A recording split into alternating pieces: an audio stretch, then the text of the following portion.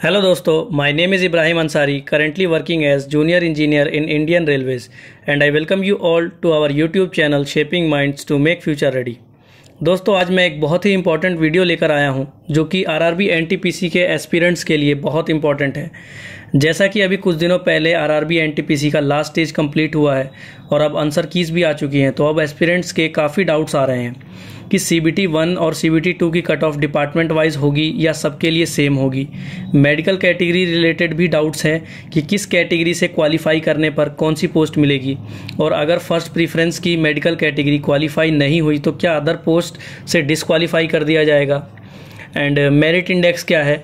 तो आइए दोस्तों, एक एक करके इन डाउट्स पर बात करते हैं, और अगर आपका कोई डाउट रह जाता है तो you are welcome in the comment section. मैं कोशिश करूंगा आपके डाउट्स के आंसर कमेंट सेक्शन में देने की, और अगर ज़रूरत पड़ी तो मैं इसके लिए सेपरेट वीडियो भी बना दूंगा। तो आते हैं फर्स्ट डाउट पर कि क्या CBT 1 की कट ऑफ डिपार्टमेंट वाइज होगी। तो इसका आंसर है येस, क्योंकि यहाँ पर मल्टीपल पोस्ट हैं लाइक RRB JEE, और RRB JEE में भी CBT 1 की कट ऑफ डिपार्टमेंट वाइज ही थी।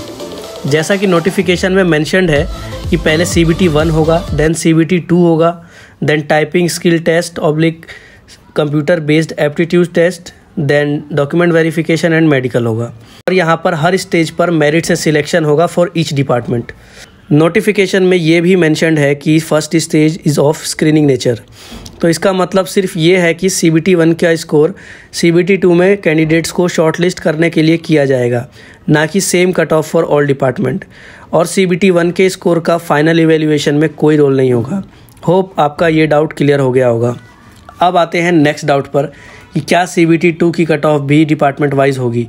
तो इसका आंसर भी यस है। CBT 2 की कट ऑफ भी डिपार्टमेंट वाइज होगी, और आप उन्हीं पोस्ट के लिए CBT 2 में एलिजिबल होंगे जिनकी कट ऑफ आपने CBT 1 में क्लियर की होंगी।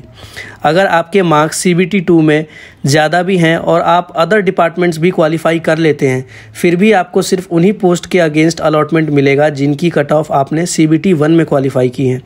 और एक बात नोटिफिकेशन में मेंशन्ड है कि candidates who are shortlisted for second stage CBT availing the reservation benefits of OBC, non-creamy layer, /SC, ST, EWS, PWBD and ex-servicemen shall continue to be considered only against OBC, NCL, SC, ST, EWS, PWBD and ex-servicemen for all subsequent stages of recruitment process।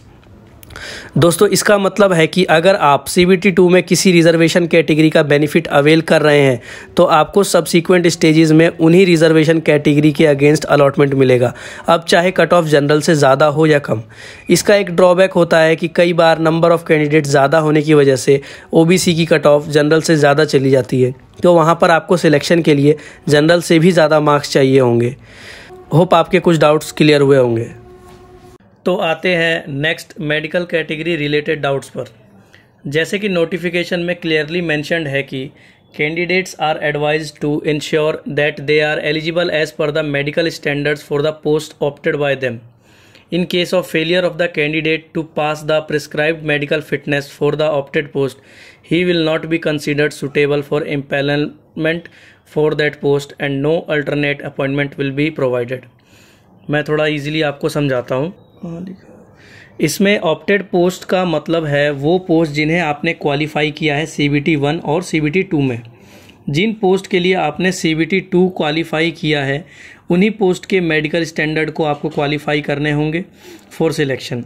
और no alternate appointment will be provided का मतलब है कि अगर आपकी medical category other post के लिए qualify है बट ऑप्टेड पोस्ट के लिए नहीं है तो आपको अपॉइंट नहीं किया जाएगा, चाहे आपके मार्क्स कितने भी हो, क्योंकि यहाँ आपको उन्हीं पोस्ट के मेडिकल स्टैंडर्ड क्वालिफाई करने हैं जिनके आपने CBT 2 में क्वालिफाई किए हैं। मैं आपको अपने RRB JEE के एग्जांपल से समझाता हूँ। मैंने रजिस्ट्रेशन में 14 पोस्ट के लिए अप्लाई किया था। CBT 1 में मेरी ऑल पोस्ट क्वालिफाई थी डिपार्टमेंटल कट ऑफ में। CBT 2 में मेरी 14 में से 12 पोस्ट क्वालिफाई हो पाई थी, मतलब अब मेरी ऑप्टेड पोस्ट 12 रह गई। अब मेरा मेडिकल स्टैंडर्ड इन 12 से मैच किया जाएगा अकॉर्डिंग टू प्रेफरेंस, एंड जो मेरा मेडिकल स्टैंडर्ड है वो जिस भी मेरी प्रेफरेंस में फर्स्ट पोस्ट से मैच करता है मुझे वो पोस्ट अलॉट कर दी जाएगी। हाँ, एक और डाउट आता है कि अगर पहली पोस्ट हमारी प्रेफरेंस में उसकी मेडिकल कैटेगरी अगर क्वालिफाई नहीं हो पाती है तो क्या हमें दूसरी पोस्ट के लिए कंसीडर किया जाएगा या नहीं? तो बिल्कुल किया जाएगा। आपने जितनी पोस्ट क्वालिफाई की हैं उन सबको एक एक करके आपकी मेडिकल स्टैंडर्ड से मैच किया जाएगा और जिससे भी वो मैच होगी आपको वो पोस्ट अलॉट कर दी जाएगी। आई होप कि मेडिकल कैटेगरी रिलेटेड डाउट आपके क्लियर हो गए होंगे, और अभी भी अगर आपका कोई डाउट रह जाता है तो आप कमेंट सेक्शन में मुझसे पूछ सकते हैं। अब आते हैं नेक्स्ट डाउट पर, मेरिट इंडेक्स क्या है? दोस्तों ये एक इवैल्यूएशन स्कीम है जिसे रेलवे यूज़ करता है इजीली मार्क्स डिस्ट्रीब्यूशन के लिए, क्योंकि नंबर ऑफ़ कैंडिडेट्स बहुत ज़्यादा होते हैं रेलवे में। मेरिट इंडेक्स की ज़रूरत इसलिए है क्योंकि बहुत सारे कैंडिडेट्स के मार्क्स आसपास होने की वजह से डेसिमल के बाद 5-5 डिजिट्स तक मार्क्स पहुंच जाते हैं, तो उन्हें राउंड ऑफ करना मुश्किल हो जाता है। तो राउंड ऑफ करने से बचने के लिए रेलवे मेरिट इंडेक्स का यूज़ करता है। आरआरबी जेई के एग्जाम्पल से समझते हैं। जैसा कि आरआरबी जेई में CBT2 टोटल 150 मार्क्स का था, तो 150 टोटल मार्क्स को रेलवे ने मेरिट इंडेक्स 1000 के इक्विवेलेंट रख दिया। अब अगर आप किसी कैंडिडेट के 150 में से 97 मार्क्स आते हैं तो आप उसका मेरिट इंडेक्स कैसे निकालेंगे, मैं एग्जांपल से बताता हूँ। आप 97 को इक्वेट कर सकते हैं 150 से, और मेरिट इंडेक्स को x मान ले, जो भी आपका मेरिट इंडेक्स आएगा, और उसको इक्वेट कर दे 1000 से, क्योंकि टोटल मेरिट इंडेक्स 1000 है। और अब जब आप क्रॉस मल्टीप्लिकेशन करेंगे तो x की वैल्यू आपको 646.66 मिलेगी, जो कि आपका फाइनल मेरिट इंडेक्स होगा। अब इस मेरिट इंडेक्स के अकॉर्डिंग आपको रेलवे पोस्ट अलॉट करेगा। इससे क्या होगा कि कैंडिडेट्स के मार्क्स बहुत ज़्यादा आसपास नहीं होंगे और राउंड ऑफ करना भी ईजी होगा। आई होप दोस्तों आपको ये वीडियो अच्छी लगी होगी और आपके काफ़ी सारे NTPC से रिलेटेड डाउट्स क्लियर हो गए होंगे। और दोस्तों अगर आपको अभी भी कोई डाउट रह जाता है तो आप कमेंट सेक्शन में ज़रूर बताएं। I will try to answer your queries.